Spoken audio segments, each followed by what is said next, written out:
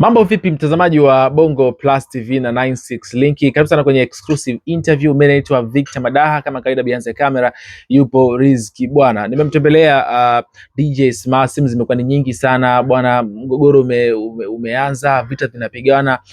DJ Smart yuko wapi? Atumuoni. Bahati nzuri bwana, Smart naye jana alikuwa yuko busy kweli, lakini leo nimefanikisha kumpata. Smart, kwanza kwema kabisa? Alhamdulillah. Unaendeleaje kaka? Namshukuru Mungu, Mungu ni mwema. Na kama kawaida tunamshukuru kwa neema zake ninazozijua na nisizozijua. Na namuomba tusamee kwa madhambi yetu tunayojua na tusiyoyajua. Naam. Tupo kwenye mwezi wa Ramadhani na Kwaresma pia. Vipi, unaendelea kufunga? Alhamdulillah. Mungu mimi katika vitu namshukuru, kaniwezesha kufunga. Huwa sina utani kwenye kufunga, najitahidi kadri uwezo wangu wa kibinadamu. Afu namuomba kwa huruma zake na neema zake atutakabalie. Na make funga zetu hazijakamilika. Naam, leo hii nimeita special edition. Irani, Marekani na Israel. Nataka leo tugusie tu hapa. Tutakuwa na mambo mengi sana. Tutagusia tu kwa undani kila ambacho mtazamaji wetu anatamani kukifahamu. Kwanza Smart, umekuwa ukizungumzia sana hizi vita kwa muda mrefu sana. Umekuwa ukitoa taswira yako, tathmini yako, lakini ulitegemea hivi karibuni watapigana kama ambavyo vile jana imeweza kutokea? Sikutegemea full military full scale war. Kitu ambacho nilikuwa nasema sioni hivi vita vikipiganwa safari kwenye full scale. Kitu ambacho nilikuwa nakiona ni surgical strike, na ndio kilichotokea. Ila kuna kitu kimoja kabla sijaanza kukujibu hapo, nimepokea sana message DM wapi jana, wakati ndio vitu vimetokea. Nilikuwa hivi vitu vinatokea, mimi nilikuwa niko kwenye mizunguko.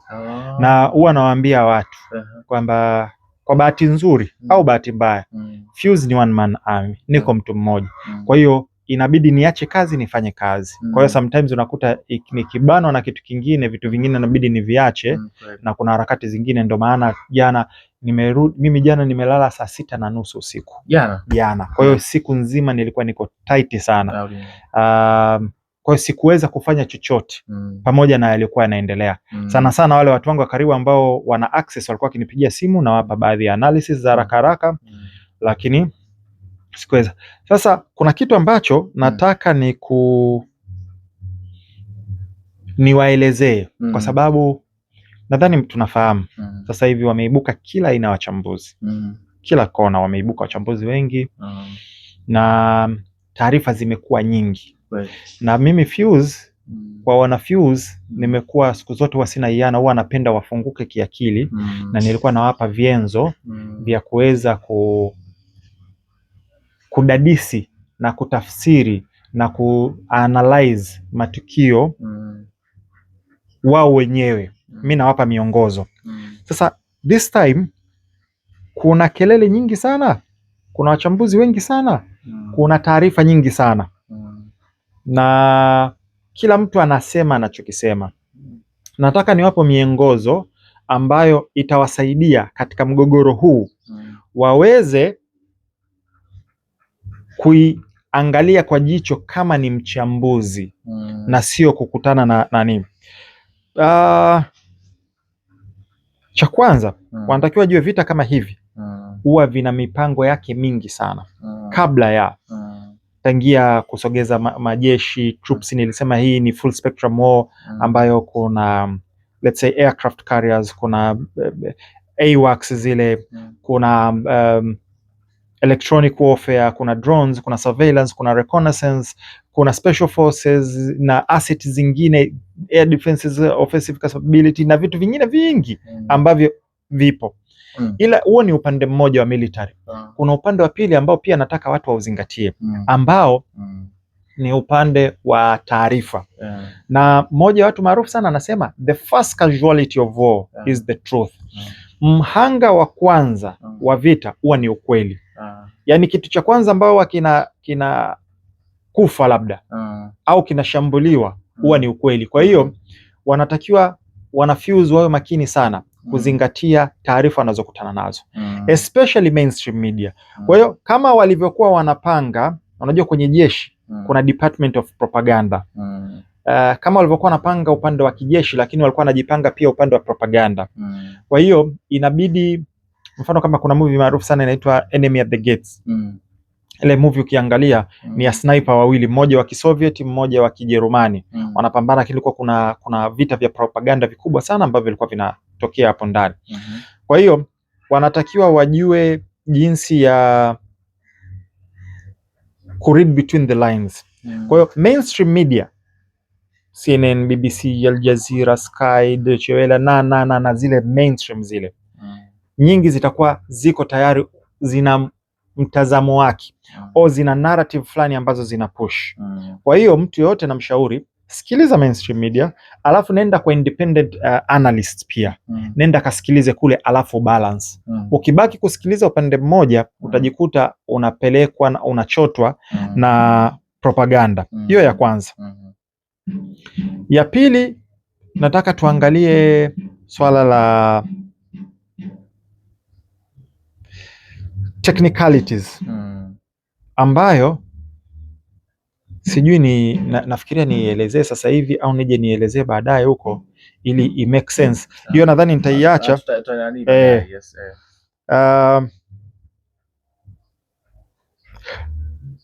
Cha muhimu kwanza nachotaka kujua ni wanafunzi na watazamaji wetu ambao wako katika Middle East, Gulf countries. Ningependa sana kujua kwenye comment section mko salama, kwa sababu sisi tuna wafuatiliaji wengi sana. Wako Dubai, wako Bahrain, wako Kuwait, wako katika nchi zile guba ile.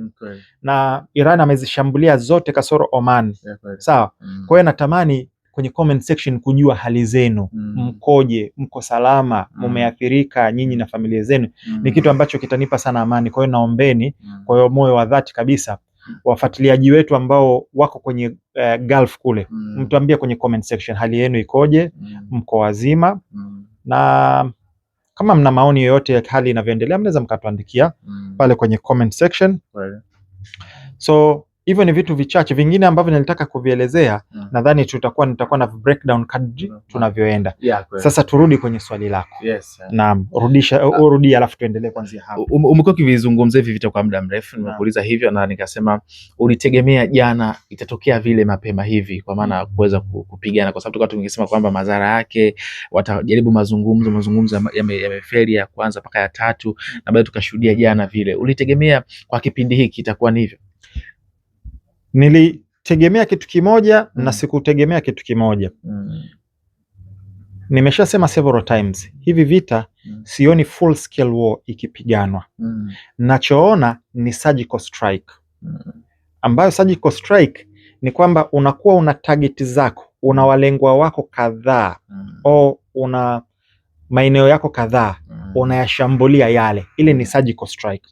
Full scale war ni vita ambavyo ni fully, kuanzia juu angani, cyber, boots on the ground, kwenda chini, na aina zingine za vita ambazo kuna sabotage, kuna vitu kama hivyo.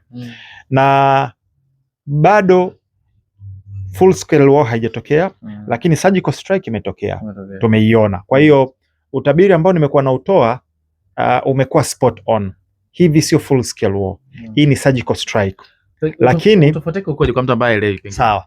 Full scale war ni kama kilichotokea Iraq. Umeona Iraq? Kwamba kulikuwa kuna majeshi kwenye mipaka yakaingia ndani ya ardhi ya Iraq. Huku juu pia kukawa kuna ndege ambazo zinashambulia, kukawa kuna vita vya propaganda, kukawa kuna vita vya infrastructure, kuna vitu ambavyo lazima uviharibu. Vituo vya TV unatakiwa uviharibu, miundombinu, madaraja, vinu vya kuzalisha umeme, saa nyingine sehemu za maji, kambi kuu za jeshi, logistics na vitu kama hivyo. Hiyo ndo full scale war. Kilichotokea Iraq, ule ndo mfano wa full scale war. Sasa hivi tulichokuwa tunakiona, hii ni surgical strike, kwamba kuna maeneo yako ambayo unayapiga, unayatarget. Ndo maana hata Urusi kaita special military operations. Ile ni limited, sio full scale war. Umeona kwa sababu pia ili full scale war inabidi utake over ile nchi, uiangushe mji mkuu wake uteke, uangushe na serikali na vitu kama hivyo. Kwa hiyo lazima tutofautishe kati ya full scale war na surgical strikes ambazo ndo kama hizi, ambazo hizi naweza nikaziita extended surgical strikes. Okay. Yes, kwa hiyo utakuta kwamba hata ukiangalia wamelenga viongozi wa juu, iwe ni kiongozi wa juu supreme leader, iwe ni viongozi wa kijeshi na baadhi ya maeneo. Kwa hiyo hivi ni surgical strike. Full scale war, na nilichogundua, unajua kadri vitu sisi tuna deal na open source. Kuna different source of intelligence. Sisi hii moja hapo ni open source. Yeah. Open source tuna kadri tunavyopata sasa, hii ndio inatofautisha wachambuzi. Kadri tunavyopata matukio yanavyotokea na tunaanalyze, nimekuja kugundua Marekani ameshift kutoka kwenye full scale war kama walichokifanya Iraq, walichokifanya Libya, Afghanistan na nini. Sasa na especially chini ya Trump wamekuwa na deal na limited mission, yani maalum, kama kwa Maduro alivyofanya, mnamchukua yes, wanaipusha vile full scale war na ni kwa sababu gharama ni kubwa, casualty ni kubwa, lakini pia capability zao za kudeal na full scale war ya muda mrefu zimepungua, kwa sababu capability za wapinzani wao zimeongezeka. Kwa ile gap ile imepungua. Nadhani full scale war ya mwisho ambao waliifanya ni baada ya withdraw kutoka Afghanistan. Naam. Okay, sawa. Jana mashambulizi ya Israel na Marekani yalivyoanza, tulitegemea Iran ingejibu na ikaanza kupiga zile kambi zote za Marekani kasoro Oman. Pengine hiki watu wamechukua katika tafasiri tofauti. Ilikuwa na maana gani ile? Kwanza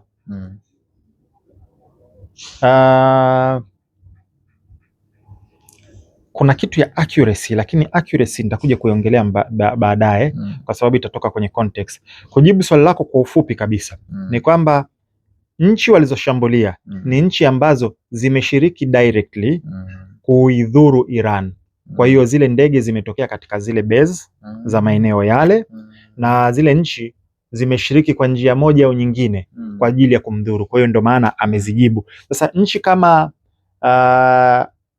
Oman hajashiriki directly. Cha kwanza ni nchi ambayo ilikuwa iko mstari wa mbele kwa ajili ya negotiation na hata waziri wao alikuwa yuko Marekani anatangaza kabisa kwamba maongezi yamefikia sehemu nzuri, yani kwamba tunaona dalili na hii ni vitu ambavyo kama unavyokumbuka nilisema several times, huwa wanatumia deception, wanatumia hadaa.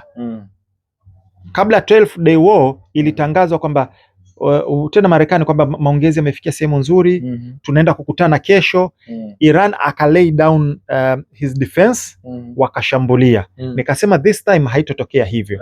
Kwa hiyo wameweza nchi kama Oman imeplay part yake kwa sababu ya kusuluhisha, na walisema kabisa tumefikia sehemu nzuri, lakini tushasema before, it's not about nuclear, it's not about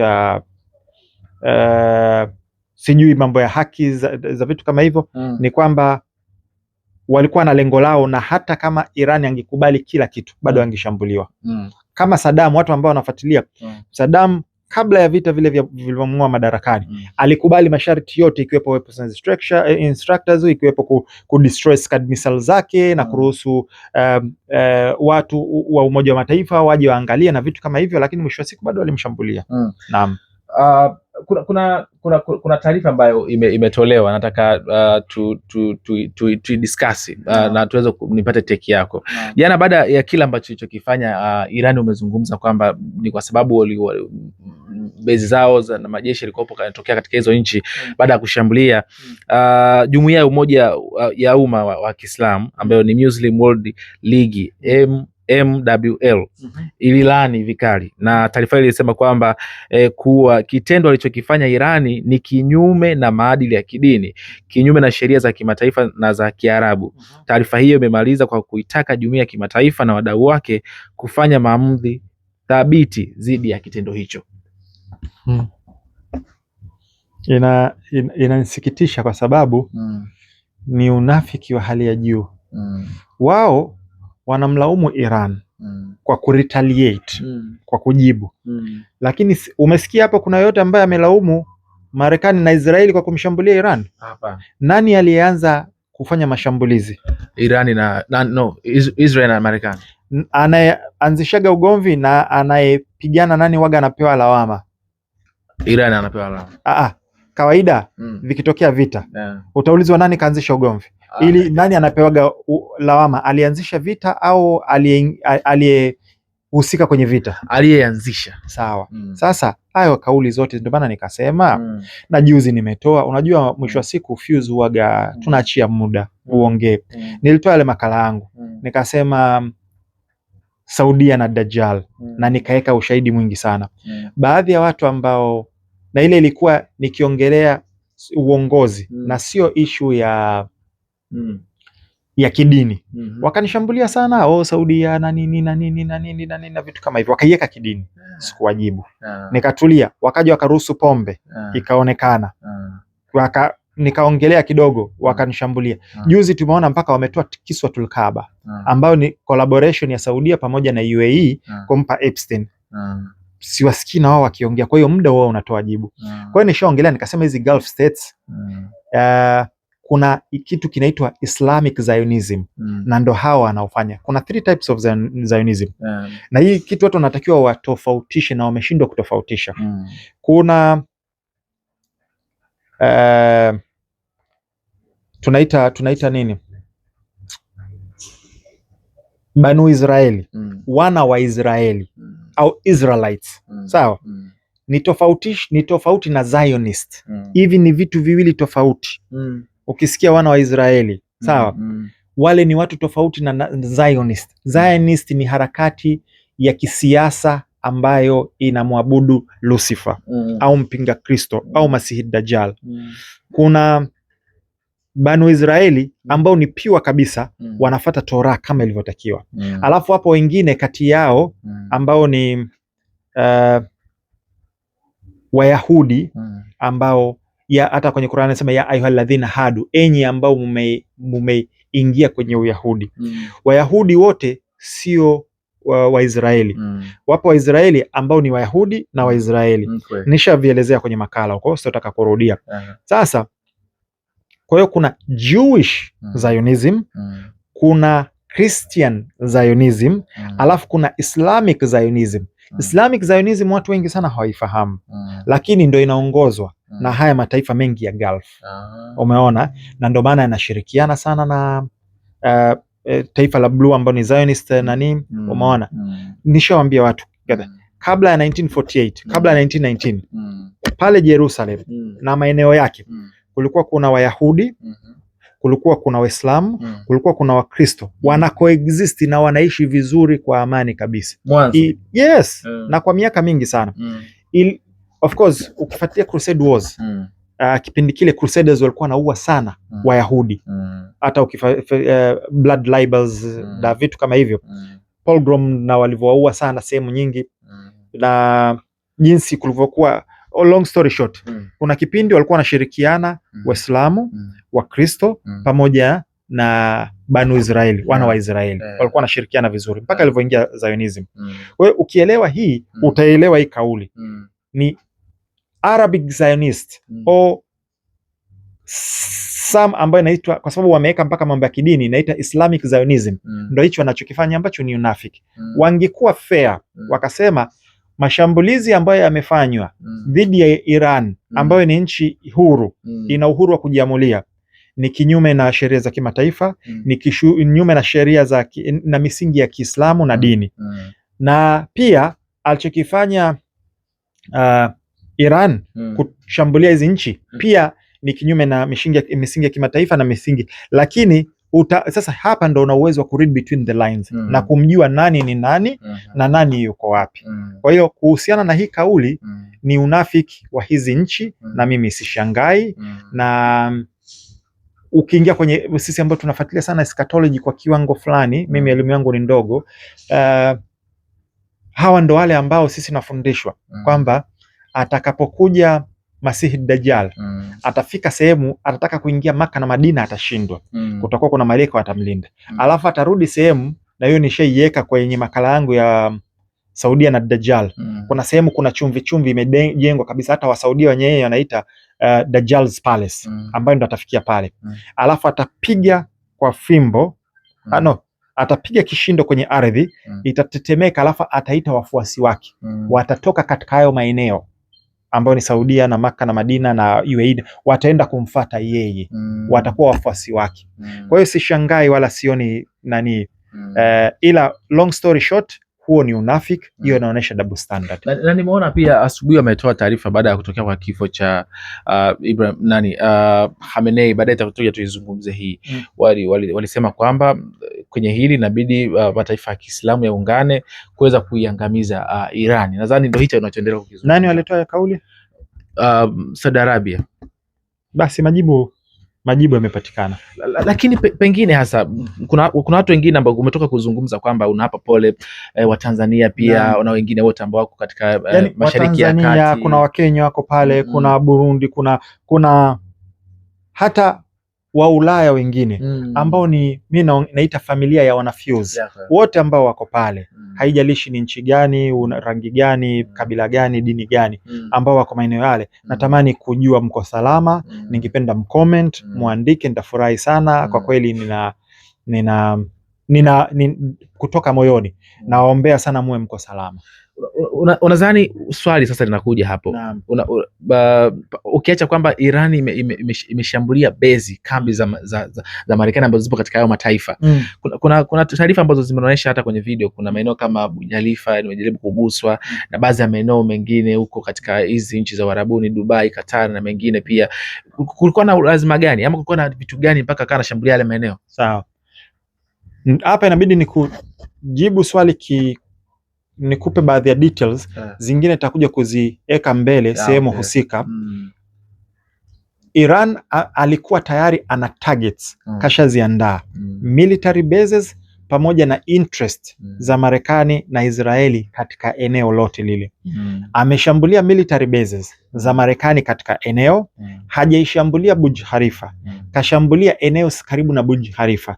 Na taarifa ambazo nimeziona ni kwamba ile ni sehemu ya Donald Trump, ni interest ya Donald Trump, kuna eneo lake. Kwa hiyo hajaishambulia kwa sababu Burj Khalifa is not a military target, sio sehemu ya kijeshi, ni sehemu ya kiraia, hajaishambulia. Ila kitu kimoja cha muhimu sana naomba watu waelewe. Wakati mizinga inakuja, kuna interception, air defense system ambazo zinaenda kuintercept. Several times inatokea zile interceptors zinafeli, alafu zinaanguka, zinashurushwa, zinafeli kufanya kazi yake, zinaanguka na kusababisha madhara. Sasa ndio maana nikasema the first casualty of war huwa ni nini? Huwa ni ukweli. Kwa hiyo wengine wana frame kwamba ni Iran ndo aliyeshambulia, kumbe ni interceptor zao zilizofeli. Ila pia kuna possibility kwamba projectile ambazo zilikuwa zinakuja kufanya mashambulizi kulenga yale maeneo pia zilifeli, zikapiga au zikaangukia baadhi ya maeneo ambayo hayukuwa lengwa. Kwa hivyo vitu lazima tuelewe context ikoje, la sivyo tutaambiwa kwamba mtu fulani kashambulia sehemu fulani. Kitu ambacho kimekuwa proven ni kwamba katika mashambulizi ya Marekani na Israeli wameshambulia shule, watoto wakiwepo shuleni, na wamekufa watu zaidi ya 84 shuleni pale Iran. Kwa hiyo ni vitu ambavyo lazima tuwe na uwezo wa kuelewa hivi vitu, kwa sababu nishawaambia wanafuse wazingatie. Kuna misinformation, kuna disinformation na kuna malinformation. Lazima tujue kutofautisha hivi vitu vitatu. Naam. Turudi kwenye madhara sasa ya hii vita. Tunaona kila sehemu imeweza kusababisha majanga yake. Kwanza tuanze na kifo cha Ali Khamenei. Ni cha kweli ama sio cha kweli? Nilisema before, sisi wachambuzi wengi kuna aina kama 6-7 za intelligence.